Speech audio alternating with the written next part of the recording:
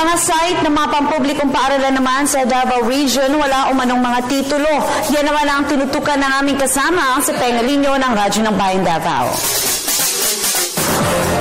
Hindi pa umaabot sa 5% sa buong Region 11 ang may titulo tinitirikan ng mga pampublikong paaralan.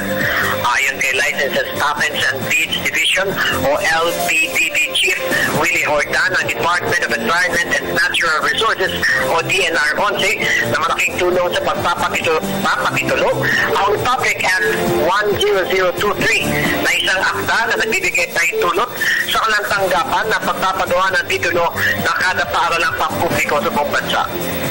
So ngayon, anya, sa ngayon ay wala pang 10% may titulo ang kada paaralan at ito ang malaking responsibilidad ng Department of Education o DepEd 11. Inaasahan naman sa isasagawa ang isang Memorandum of Agreement o MOA signing ng kalihim ng DNR Ramon Pahe at Department of Education o DepEd Secretary Armin Luisio na sa pakrisihan ni Pangulong Benigno Sinan Aquino III.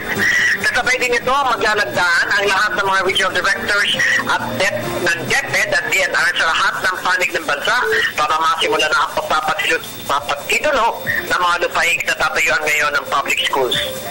So ngayon, mismo si DNR 11 Regional Director Jocelyn Marcos Bragada at DepEd 11 Regional Director Alberto Escoparte ang mamumuna sa lagdaan ng MOA mga paaralang pampubliko sa Davao Region. Para sa Telebisyon ng Bayan, Pengalinyo, Radyo ng Bayan, Davao.